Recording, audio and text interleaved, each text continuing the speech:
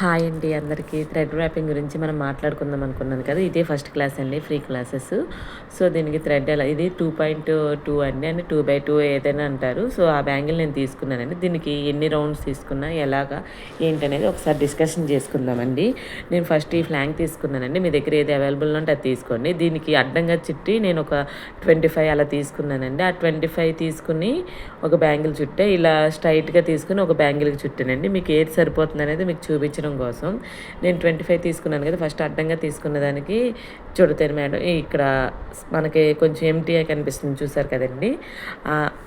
అదంటే సరిపోలేదు అనమాట. మనకి ఇలా ఉన్నప్పుడు మళ్ళీ అంటిస్తే చిరాగ్గా అనిపిస్తుంది అనమాట చూసే వాళ్ళకి కూడా. నేను అందుకే ఒక కొంచెం క్లాత్ అదే దారం మిగిలిన పర్లేదని చెప్పి నేను స్ట్రైట్గా తీసుకుని దానికి ఫుల్గా కవర్ అయిపోయింది చూడండి. మొత్తం క్లియర్గా మొత్తం కవర్ అయిపోయింది. సో నన్ను అడిగితే కనుక ఇదే బెస్ట్ అని చెప్తాను. ఒక కొంచెం అదే కొంచెం దారం మిగిలిన మనకి ఇదే బెస్ట్ అండి. కస్టమర్స్ కూడా లుక్ బాగుంటుంది. అదే మిగిలిన తీసుకున్నామంటే మనకి అంత లుక్ అనిపించదు, వాళ్ళు కూడా కొంచెం ఇంట్రెస్ట్ చూపించరు. సో నేను అదే మిగిలిన థ్రెడ్ చూపిద్దామని చూస్తున్నా, కానీ ఎక్కడ కనిపించలేదండి. సో ఈ థ్రెడ్ని మనం ర్యాప్ చేసుకుంటూ మాట్లాడుకుందాం. మీ ముందుకు థ్రెడ్ ఎలా చుట్టాలి ఏంటని చూపిస్తే మీకు క్లారిటీ వస్తుంది అని చెప్పి ఇది ర్యాపింగ్ చేస్తున్నానండి.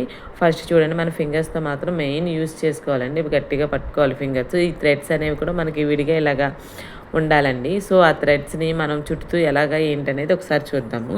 ఆ ఫింగర్స్తో గట్టిగా పట్టుకోండి. మీకు ఎలా కన్వీనియంట్గా ఉంటే అలాగండి. స్ట్రైట్గా చుడితే స్ట్రైట్గా, లేదా క్రాస్గా అయితే క్రాస్గా, మీకు ఎలా వీలుంటే అలా ఫస్ట్ థ్రెడ్ని గట్టిగా పట్టుకొని రౌండ్స్ చుట్టండి.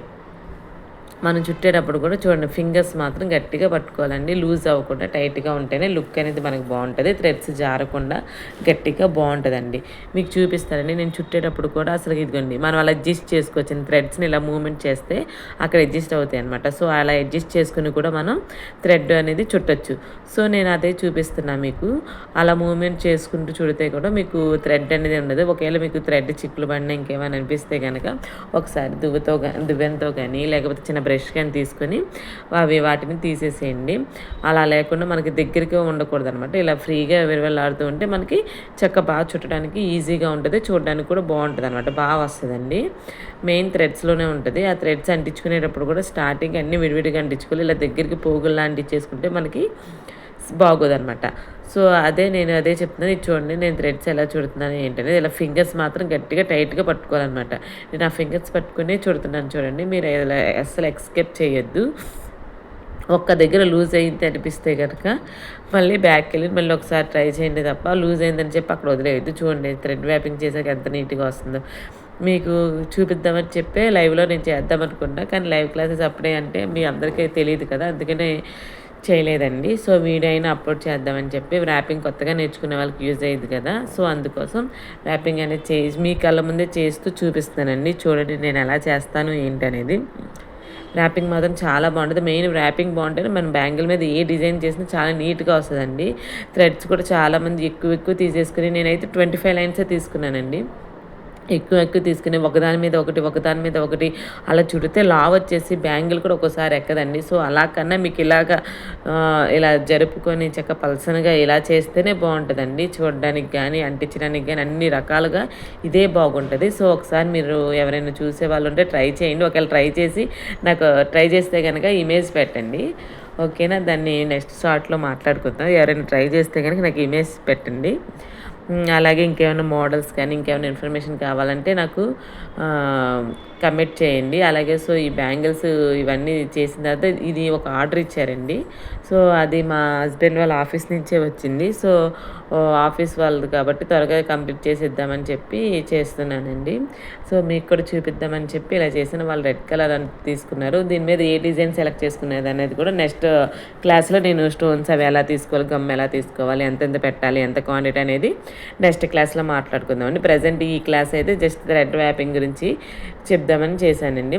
సో త్వరగా క్లోజ్ చేద్దాం అనుకున్నా, బట్ ఆ ర్యాపింగ్ అంతా అయిపోతే మీకు ఎంతకి మిగులుతుంది ఏంటో చూపిద్దామని చెప్పి ఆ ర్యాపింగ్ కంప్లీట్ అయ్యేదాకా మాట్లాడుతున్నానండి. ఈ లోపల ఏమన్నా ఇంకా ఏం కావాలండి, గమ్ అయితే తెలిసిందే కదా. గమ్ గురించి కానీ స్టోన్స్ గురించి కానీ నెక్స్ట్ క్లాస్లో మాట్లాడుకుందాం.